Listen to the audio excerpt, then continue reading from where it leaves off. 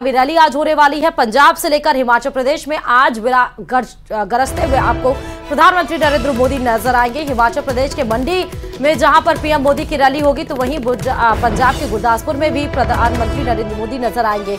सुबह 11 बजे हिमाचल प्रदेश के शिमला में पीएम मोदी की रैली होगी। दोपहर 1:15 बजे मंडी में पीएम मोदी आपको गरजते हुए दिखाई पड़ेंगे। कंगना रनौत के समर्थन में चुनावी सभा को संबोधित करेंगे। दोपहर 3:30 बजे गुरदासपुर में पीएम मोदी की रैली होगी। शाम 5:30 बजे जालंधर में पीएम मोदी की रैली आयोजित है। कल भी पंजाब में विराजमान थे पीएम मोदी और जहां पर उन्होंने रैली को संबोधित किया था। और प्रधानमंत्री नरेंद्र मोदी विपक्षी गठबंधन पर पूरी तरह से हमलावर हैं। आज हरियाणा के महेंद्रगढ़ की रैली से उन्होंने एक साथ कांग्रेस और टीएमसी पर तगड़ा प्रहार किया। पीएम मोदी ने दावा किया कि अगले 7 जन्मों तक कांग्रेस की सरकार नहीं बनने वाली है। इसके साथ ही उन्होंने टीएमसी पर आरोप भी लगाया कि ममता बनर्जी ने ओबीसी का आरक्षण घुसपैठी मुसलमानों को दे दिया।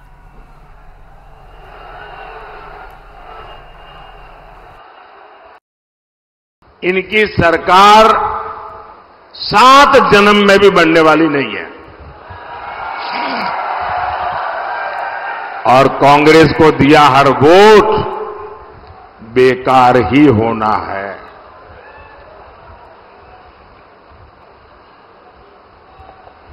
इसलिए आपको सरकार बनाने के लिए वोट करना है।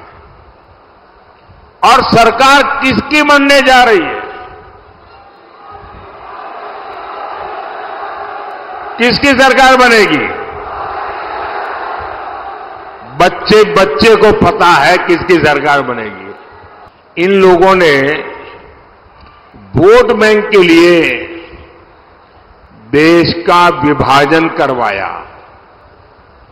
एक भारत और दो मुस्लिम राष्ट्र बनाए। अब इंडी वाले लोग कह रहे हैं कि बचे हुए भारत पर भी पहला अधिकार मुसलमान का है। इन्होंने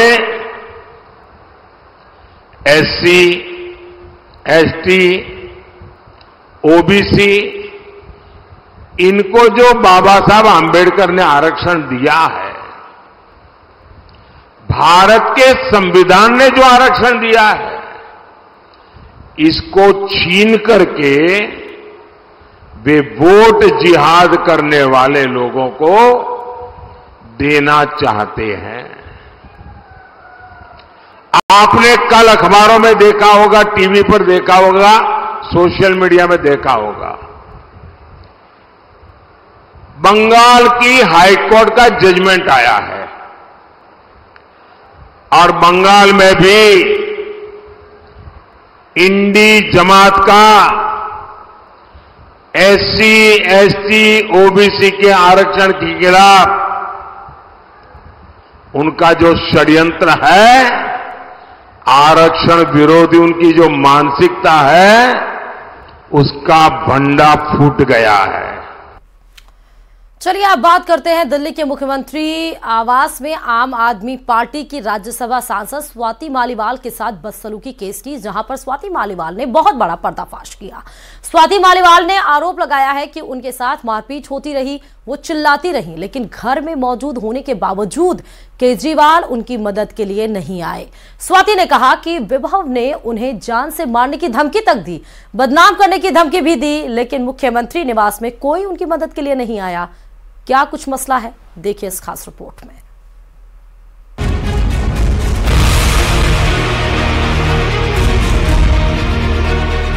मेरा चीर हरण तो मेरा उस घर में हुआ और चरित्र हरण मेरा रोज चलाया जा रहा है।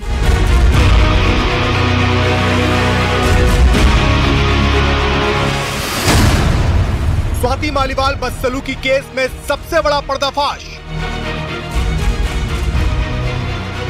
उन्होंने मुझे 7-8 थप्पड़ पूरी जोर से मारे। मैं सोफे पे बैठी थी, वो सामने खड़े थे और वो मारे ही जा रहे थे। स्वाति ने बताया दिल्ली सीएम आवास में क्या क्या हुआ।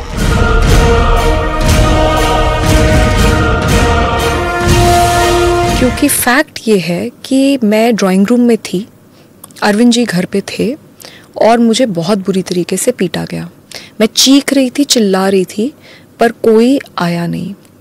ये भी फैक्ट है कि आज तक इतना सब कुछ हो जाने के बावजूद मेरे पास अरविंद जी का कोई कॉल नहीं आया।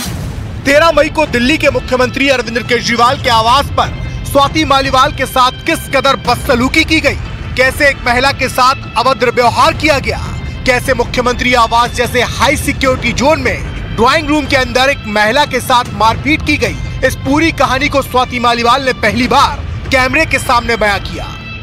हमसे बैठी हुई थी, इतने में विभव कुमार जो कि उनके पीएस थे, वो वहाँ पे धनधनाते हुए आते हैं। He entered from the door और वो चिल्लाने लगते हैं और गालियाँ दे रहे थे। और उन्होंने मुझे बोला कि तेरी औकात क्या है, तेरी हिम्मत कैसे हुई हमें मना कर दे, तेरे को तो हम सबक सिखाएंगे, नीच औरत, पता नहीं क्या क्या बोल रहे थे वो। और उस समय मैं बहुत सकपका गई और मैंने उनको बोला भी कि भाई क्या हो गया, मतलब अरविंद जी आ रहे हैं, क्या हो क्या गया। तो इतना मैंने बोला और इतने में ही उन्होंने हाथ छोड़ दिया।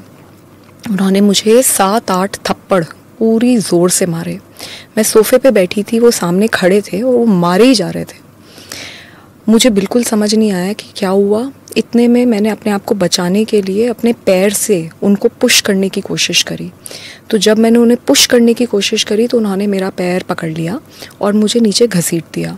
उसमें मेरा सर भी जो वो सेंटर टेबल है उस पे जाके टकराया। मैं नीचे गिरी और फिर उन्होंने मुझे लातों से मारना शुरू किया और मैं चीखती रही, चिल्लाती रही, मैं मदद मांगती रही। और मैंने उन्हें इतनी बार बोला कि मेरे पीरियड्स चल रहे हैं, मुझे छोड़ दो, मुझे बहुत दर्द हो रहा है। उसके बावजूद वो आदमी नहीं माना। सीएम हाउस में स्वाति मालीवाल के साथ क्या क्या हुआ, स्वाति ने ऑन कैमरा सब कुछ बताया। स्वाति ने बताया मुख्यमंत्री आवास में विभव कुमार ने उन्हें 7 से 8 थप्पड़ मारे। विभव कुमार ने उनका पैर पकड़कर फर्श पर घसीटा। स्वाति ने बताया कि विभव ने उन्हें बदनाम करने की धमकी दी, रेप और जान से मारने की धमकी भी दी गई, लेकिन घर में होने के बावजूद केजरीवाल उन्हें बचाने नहीं आए। मैं कॉल कर रही थी तो उसने मुझे देखा और उसने मुझे बोला कि तुम कुछ कर लो, हमारा कुछ नहीं बिगाड़ सकती और तुमको तो मार के गड़वा देंगे, हड्डी पसली एक कर देंगे। पर मैंने उसकी सुनी नहीं और मैंने कॉल कर दिया। मुझे बताया गया था कि अरविंद केजरीवाल जी घर में हैं और वो मुझसे मिलने आने वाले हैं। और मैं बहुत ज़ोर ज़ोर से चीख चीख के हेल्प मांग रही थी, लेकिन कोई मदद के लिए नहीं आया। मैं अपॉइंटमेंट लेके तो हार्डली कभी गई हूँ। जब मैं घर गई हूँ तब तो मैंने कभी भी अपॉइंटमेंट नहीं लिया। हाँ, ज़रूर है कि अगर ऑफिस जाते हैं उनके, क्योंकि उनकी मीटिंग्स लगी हुई होती हैं और बहुत एक प्रोटोकॉल होता है, तो अगर सेक्रेटेरिएट जाते हैं तब एक बार ऑफिस पे के लिए ऑफिशियल टाइम लेके जाया जाता है। लेकिन जब घर जाते हैं तो मैं ऐसे ही जाती हूँ। ये कहते हैं कि मैं ट्रेसपास कर रही थी, मेरे पास कोई अपॉइंटमेंट नहीं था। तो मैं ये जानना चाहती हूँ कि अगर मैं ट्रेसपास कर रही थी तो फिर तो गेट पे ही रोक देते। And on top of it, मैंने कब एफआईआर में कह दिया कि मेरे कपड़े फट गए? मैंने कब एफआईआर में कहा कि मेरा सर फट गया जी, मैं खूनम खून हो गई? एग्जैक्टली जो मेरे साथ हुआ है, वर्ड टू वर्ड बिल्कुल मैंने वही लिखा है। मैंने ना आगे लिखा ना पीछे लिखा। और मैं अगर गलत हूँ, मैं बिल्कुल तैयार हूँ। मेरा पॉलीग्राफ टेस्ट मैं चाहती हूँ कि पुलिस करे, उससे सब क्लियर हो जाएगा। स्वाति मालीवाल ने बताया कैसे सीएम आवास में उनके साथ मारपीट हुई, कैसे वो जोर जोर से चीखती रही, लेकिन कोई उन्हें बचाने नहीं आया। स्वाति के मुताबिक खुद मुख्यमंत्री अरविंद केजरीवाल सीएम हाउस में मौजूद थे, उनकी पत्नी और माता पिता भी सीएम हाउस में मौजूद थे, पूरा स्टाफ भी सीएम हाउस में मौजूद था, लेकिन किसी ने भी उन्हें बचाने की कोशिश नहीं की। स्वाति के इस बयान के बाद बीजेपी ने केजरीवाल पर हमले बहुत तेज कर दिए हैं। आम आदमी पार्टी एक अर्बन नक्सल के एक गैंग है और उनके ही पार्टी में महिला को सुरक्षा आज नहीं है। और जिस प्रकार से स्वाति मालीवाल के मुंह को छुप करने का प्रयास हुआ, एविडेंस को साफ करने का प्रयास हुआ और एक एमपी होने के बाद भी उनके साथ जिस प्रकार का दुर्व्यवहार हुआ, ये आम आदमी पार्टी के कल्चर को दर्शाता है। कि एफआईआर थाने के अंदर मौजूद है, मामला अदालत के अंदर है सरकार को चाहिए कि इसका प्रॉपर इन्वेस्टिगेशन होना चाहिए, सच्चाई देश के सामने आनी चाहिए। उनके साथ क्या हुआ क्या नहीं हुआ, दोनों तरफ से एक दूसरे के खिलाफ इल्जामात लग रहे हैं। जब तक इन्वेस्टिगेशन नहीं होगा सच्चाई सामने नहीं आएगी। इसलिए ये जिम्मेदारी सरकार की है कि ईमानदारी के साथ इन्वेस्टिगेशन कराए। स्वाति मालीवाल से बदसलूकी केस में आम आदमी पार्टी बुरी तरह से फंसती नजर आ रही है। ऑन कैमरा स्वाति मालीवाल ने जो गंभीर आरोप आम आदमी पार्टी पर लगाए हैं, केजरीवाल उन सभी आरोपों पर चुप्पी साधे बैठे हैं, जिसके बाद स्वाति के सब्र का बांध टूटता जा रहा है। हालांकि स्वाति ने भी क्लियर कर दिया है कि कितना भी दबाव डाला जाए अब वो किसी के दबाव में नहीं आएंगी और न ही राज्यसभा की सदस्यता से इस्तीफा देंगी। चलिए अब आपको जोधपुर मतदान से पहले बुर्के पर बहस शुरू हो गई है। बीजेपी ने चुनाव आयोग से बुर्के में आने वाले हर वोटर का वेरिफिकेशन करने की मांग की है, जिस पर एआईएमआईएम चीफ असदुद्दीन ओवैसी ने कड़ी आपत्ति जाहिर की। ओवैसी का आरोप है कि ऐसा मुस्लिम महिलाओं को परेशान करने के लिए किया जा रहा है। तो भारतीय जनता पार्टी की आपको हम वो लेटर दिखा रहे, रिक्वेस्ट लेटर, जहां पर उन्होंने हर बुर्के में आने वाले शख्स की पहचान की बात की है। एक तरफ असदुद्दीन ओवैसी ने पलटवार किया। उन्होंने कहा कि भाजपा की दिल्ली इकाई निर्वाचन आयोग से कहा गया है कि बुर्के में औरतों की खास जांच होनी चाहिए। ये सिर्फ और सिर्फ परेशान करने के लिए मुस्लिम महिलाओं के लिए किया जा रहा है। तेलंगाना में पिछले दिनों हुए जो भी घटनाएं हैं उनका भी जिक्र किया गया अपने एक्स हैंडल पर असदुद्दीन ओवैसी के द्वारा। बीजेपी के उस हम रिक्वेस्टिंग लेटर को भी हाईलाइट कर रहे हैं, जिसमें उन्होंने कहा कि फॉर क्रॉस चेकिंग एंड सब verifications, cross checking of the identity of the burqa voters. तो उन्होंने साफ तौर पर रिक्वेस्ट किया है, देखना है कि बुर्के को लेकर क्या वार और पलटवार आया है। वहीं ओवैसी के ट्वीट पर बीजेपी ने पलटवार भी किया है। दिल्ली से बीजेपी के विधायक हैं अजय महावर। उन्होंने कहा कि दिल्ली की सीमाएं कई राज्यों से लगती हैं और बुर्के का फायदा उठाकर कई बार फर्जी मतदान होता है, इसीलिए सबकी जांच जरूरी है। हमने चुनाव आयोग से गुजारिश की थी कि जो भी व्यक्ति वोट डालने जाए वो नकाब पहन के जाए या मास्क लगा के जाए या पर्दा नशीन बुर्का पहनकर आए। उनकी फेस की पहचान, चेहरे की पहचान बिल्कुल क्लियर होने के बाद ही वोट कास्ट का अधिकार होना चाहिए, क्योंकि हमने बहुत विसंगतियां देखी हैं, बहुत सारे फेक वोट देखे हैं। और हमारी दिल्ली में तो कई राज्यों के बाउंड्रियां मिली हुई है, एक गली इसकी एक गली उसकी, और इसीलिए फेक वोटिंग होती हमने देखी है। तो इसमें क्या बुरा है? ओवैसी साहब के पेट में दर्द क्यों हो रहा है? ओवैसी साहब, आपने तो 15-15 साल 16-16 साल की बच्चियों को बुर्का पहना कर फेक वोटिंग डलवाई है। और अब बुर्के पर जमकर सियासत हो रही है। मधुबनी लोकसभा क्षेत्र के जाले में बुर्के की आड़ में फर्जी वोटिंग को लेकर गिरफ्तारी भी हुई। फिर थाने पर हमला कर आरोपियों को छुड़ाने के मामले ने सियासी रंग ले लिया। बुर्के की आड़ में फर्जी वोट वाली साजिश पर बीजेपी सियासी चोट कर रही है। क्या है पूरा मसला, देखिए इस रिपोर्ट में।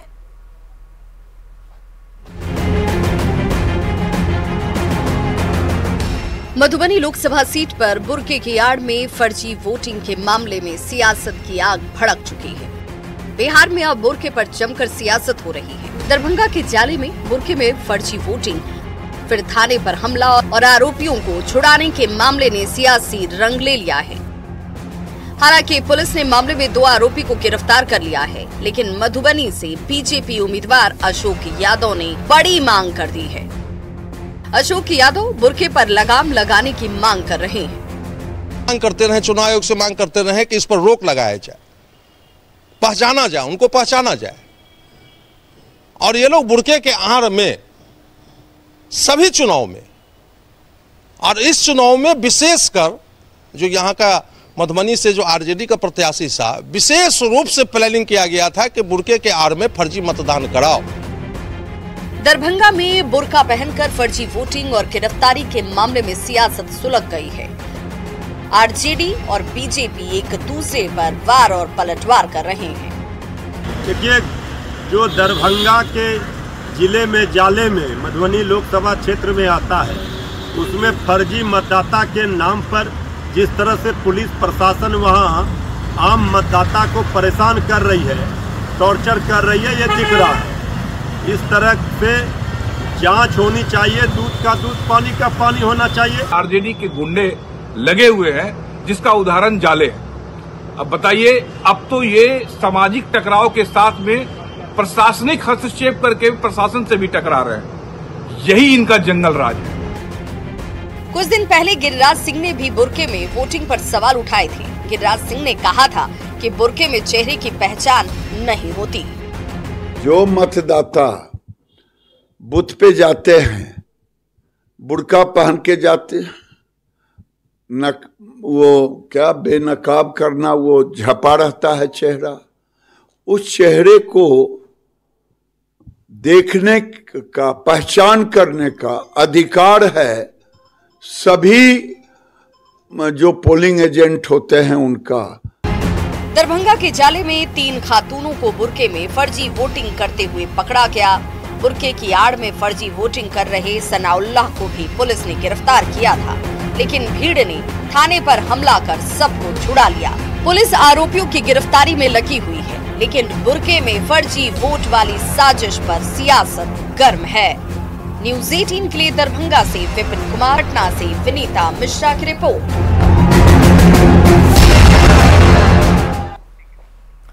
और कोटा ग्रामीण के दिगोद इलाके में वैन में आग लगने से हड़कंप मच गया। देखते ही देखते वैन आग के गोले में तब्दील हो गई। वैन में लगी गैस की टंकी धमाके के साथ फट गई। धमाका होने के बाद अफरा तफरी मच गई। सड़क पर वाहनों की लंबी लंबी कतारें लग गई। आग इतनी भयंकर थी कि कुछ ही समय में गैस की टंकी में विस्फोट हो गया और बड़े धमाके से पूरे क्षेत्र में अफरा तफरी मच गई। अचानक हुई घटना से सड़क पर दहशत का माहौल हो गया। सड़क के दोनों छोर पर जाम लग गया। आग की 10 से 12 फीट ऊंची लपटें उठने लगी। तस्वीरें आप देख सकते हैं, लोगों के जमावड़े की भी और आग की लपटों की भी।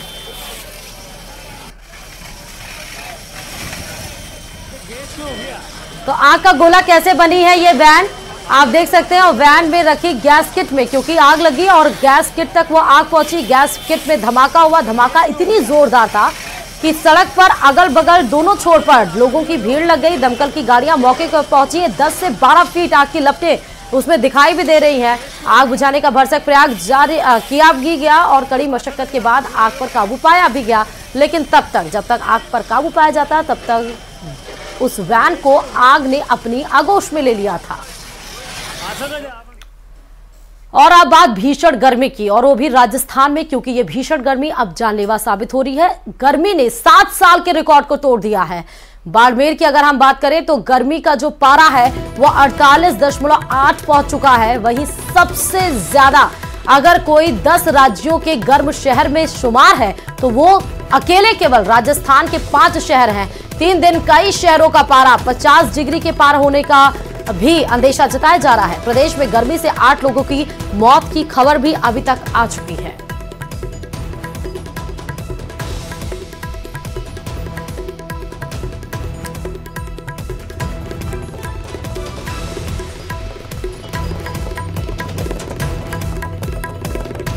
तमाम खबरों के साथ मारो राजस्थान में फिलहाल अभी के लिए इतना ही। और खबरों के लिए देखते रहिए न्यूज़ 18 राजस्थान।